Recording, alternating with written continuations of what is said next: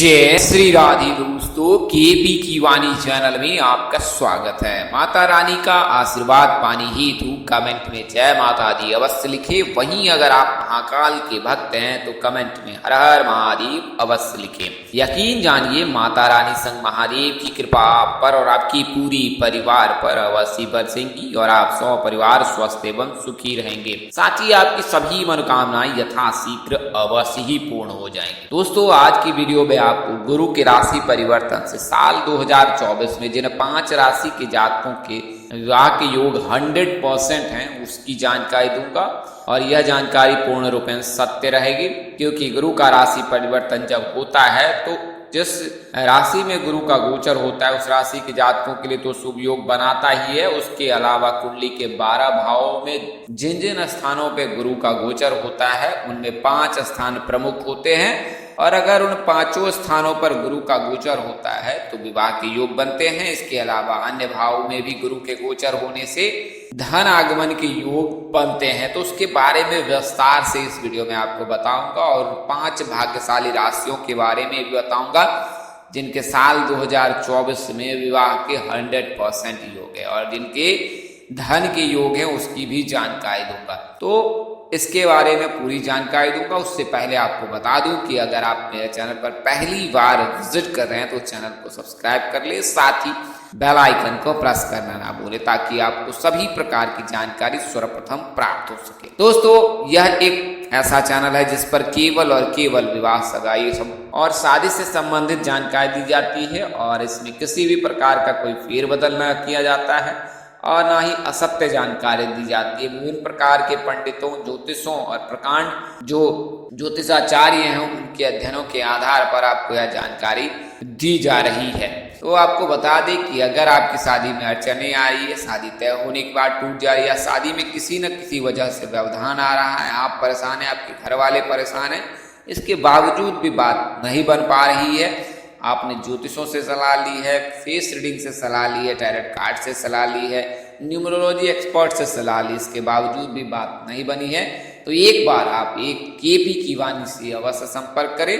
हमारा संपर्क नंबर 1582183567 है, 8521835670। तो इस नंबर पर आप संपर्क कर सकते हैं और विवाह संबंध की जानकारी प्राप्त कर सकते हैं। इसमें आपको न केवल यह जानकारी दी जाएगी कि आपकी शादी कब होगी और क्यों देर हो रही, बल्कि इसमें आपको आपकी शादी कब होगी, कहाँ होगी, कैसे होगी, किससे होगी, किस दिशा में होगी, कितनी दूरी पर होगी, किस नाम से होगी, किस राशि से करनी चाहिए, जीवन साथी का रंग, रूप, स्वरूप, स्वभाव और उनका करियर कैसा होगा, आपका करियर कैसा रहेगा, अगर आप लव मैरिज करना चाहते हैं तो माता पिता की सहमति मिलेगी कि नहीं मिलेगी, ससुराल में घर द्वार कैसा रहेगा, सास ससुर का स्वभाव कैसा होगा, पति कितना पढ़ा लिखा होगा, सरकारी नौकरी वाला होगा, प्राइवेट नौकरी वाला होगा, निजी संस्थान में कार्यरत होगा या खुद का कारोबार होगा, उनके परिवार कारोबारी होंगे।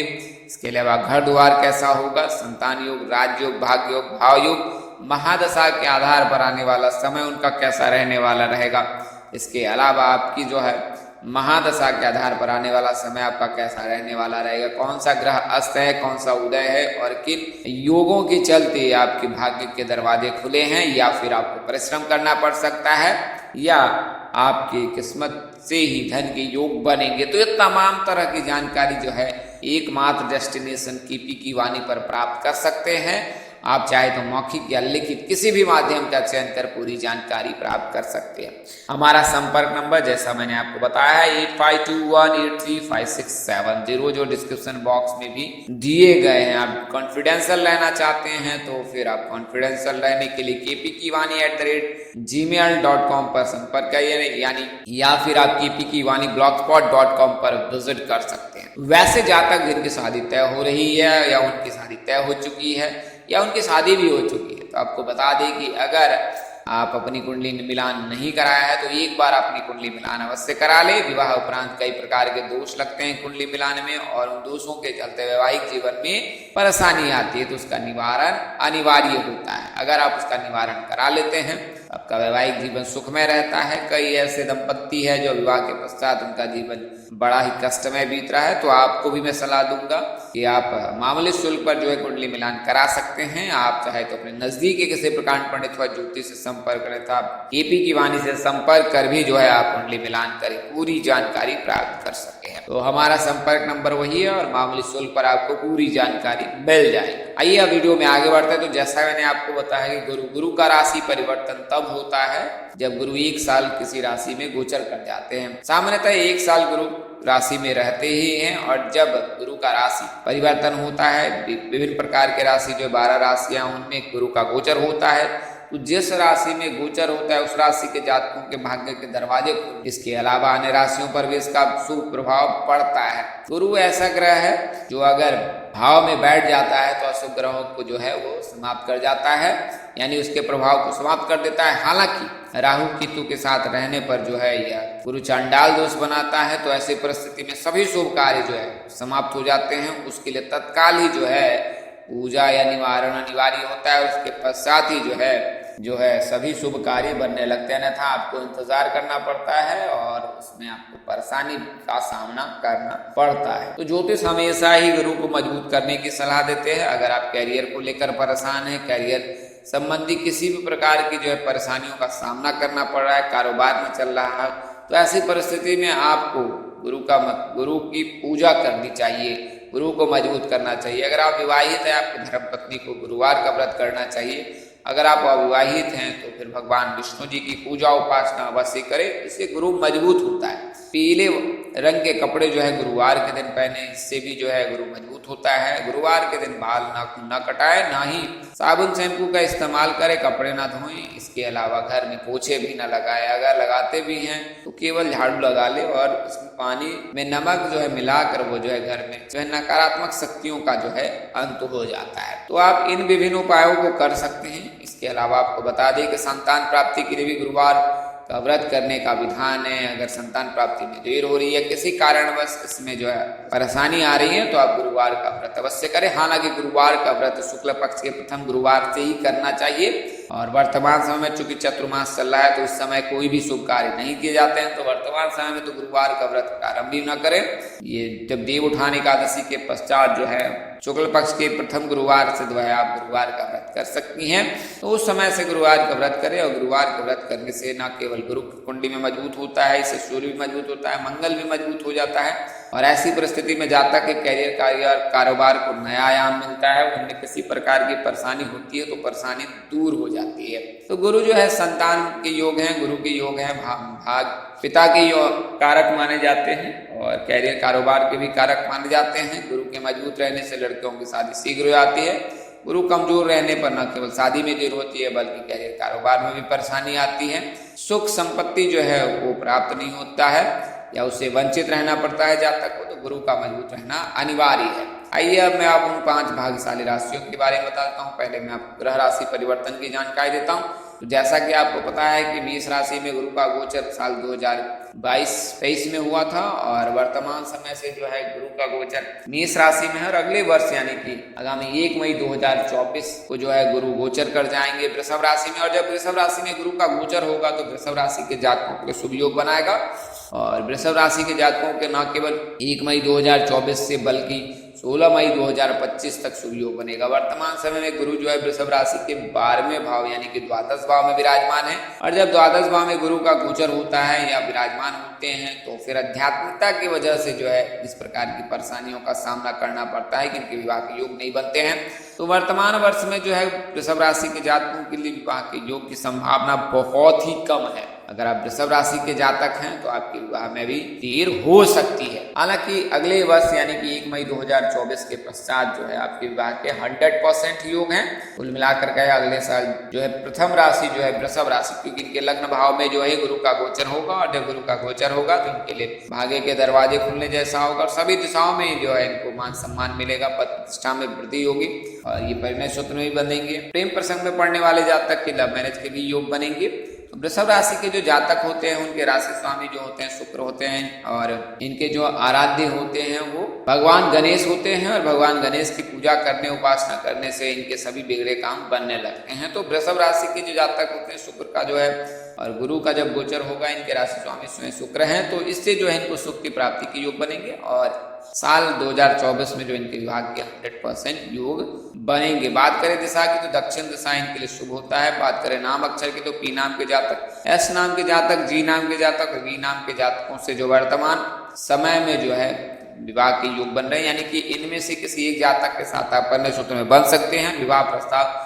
दक्षिण दिशा से आ सकता है या दक्षिण दिशा में विवाह प्रस्ताव लेकर जाते हैं तो बात बनने की संभावना अधिक रहेगी। तो प्रथम राशि जो है वृषभ राशि, द्वितीय राशि जो है वो कर्क राशि है, चूंकि एकादश भाव में यानी कि प्रथम भाव में लग्न भाव में वृषभ राशि के जातकों के जो है गुरु का गोचर होगा और एकादश भाव में जो है फिर गुरु का गोचर होगा और एकादश भाव यानी कर्क राशि। तो कर्क राशि के जातकों के लिए भी शुभ योग बनेगा। गुरु जो है उच्च होते हैं कर्क राशि में। वर्तमान समय में 7.5 जो है शनि की ढैया चल रही है कर्क राशि के जातकों की कुंडली में, तो शनि की ढैया के रहने के बावजूद भी जो है अगले वर्ष जब गुरु का गोचर होगा तो उस समय में जो है एकादश भाव में जो है कर्क राशि के जातकों को देखेंगे और या उनमें विराजमान होंगे। जब तो कई ज्योतिष का मानना है कि एकादश भाव में अगर गुरु का गोचर होता है, उस पर दृष्टि बनाता है, तो उस परिस्थिति में जो है जातक के विवाह के योग बनते हैं। तो कर्क राशि जो है इसमें दूसरे नंबर पर है, यानी कि कर्क राशि के जातक के विवाह के योग है। वर्तमान समय में भी जो है कर्क राशि के जातकों के लिए शुभ योग है।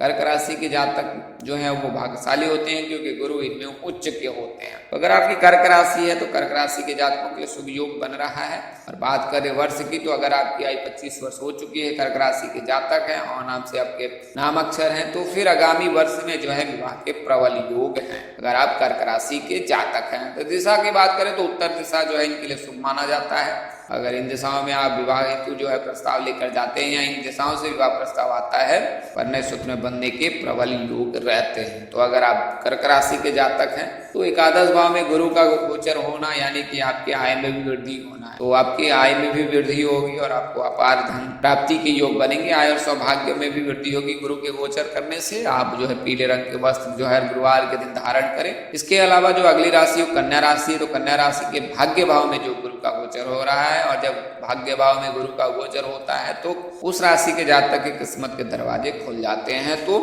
भाग्य भाव में वर्तमान समय में जो है गुरु का गोचर हो जाएगा तो कन्या राशि के जातकों के लिए शुभ योग बनाएगा। ऐसे जातक जो कन्या राशि के उनकी आयु अगर 27 वर्ष से अधिक है तो उनके लिए शुभ योग बन रहा है। और साल 2024 में 1 मई 2024 से लेकर 16 मई 2025 तक शुभ योग है। इसके अलावा केतु के गोचर होने से भी कन्या राशि के जातकों के लिए शुभ योग बन रहा है। दिशा की बात करें तो उत्तर दिशा कन्या राशि के जातकों के लिए शुभ रहने वाला है। इन दिशाओं से ही विवाह प्रस्ताव आ सकता है या अगर आप प्रस्ताव लेकर जाते हैं तो परिणय सूत्र में बंधने के प्रबल योग हैं, यानी कि इससे तय होने के 100% योग बनते हैं। बात करें नाम अक्षर की तो ए नाम के जातक, एस नाम के जातक, डी नाम के जातक में से किसी एक जातक के साथ आप परिणय सूत्र में बंध सकते हैं। तो ये जो है भाग्य भाव में कन्या राशि के जातक, एकादश भाव में कर्क राशि के जातक, लग्न भाव में जो है वो कर्क में वृषभ राशि के जातकों के लिए गुरु का गोचर हुआ है। इसके अलावा जो है पंचम भाव जो है वो वृश्चिक राशि, तो वृश्चिक राशि के जातकों के लिए भी शुभ योग बन रहा है क्योंकि जो है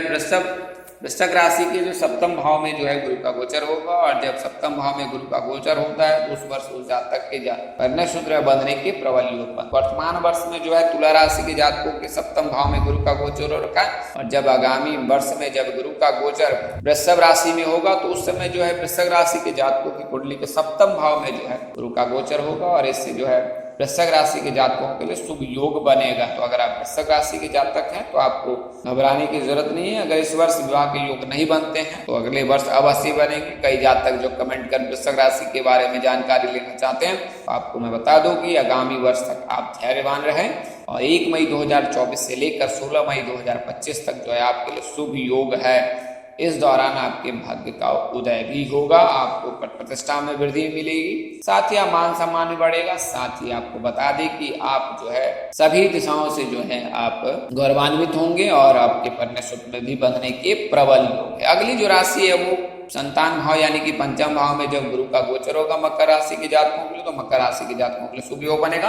बात करें मकर राशि की तो वर्तमान समय 7.5 का अंतिम चरण चल रहा है और लगभग समाप्त हो चुका है। आने वाले समय में यानी कि साल 2024 में मकर राशि के जातकों के लिए शुभ वर्ष बनने वाला है क्योंकि 7.5 जो है अंतिम चरण में और अगर माना जाए तो शून्य अवस्था में आने वाला है 7.5 का प्रभाव और जब 7.5 का प्रभाव समाप्त होता है तो उस समय में जो शनिदेव जातक को कोई ना कोई शुभ फल अवश्य देखते हैं। तो अगर आप मकर राशि के जातक है तो आपके लिए शुभ योग है। दिशा जो है पश्चिम का है, नाम अक्षर डी से होता है और मकर राशि के जातकों के लिए जो है पश्चिम दिशा शुभ है। इनके राशि स्वामी शनि है, आराध्य भगवान शिव जी हैं, तो शिव जी की पूजा उपासना निरंतर करते रहें। आने वाला जो समय आपके लिए बेहद शुभ रहने वाला है। तो कुल मिलाकर 5 राशियों की जानकारी मैंने दी है जिनके साल 2024 से लेकर 2025 तक प्रबल योग है।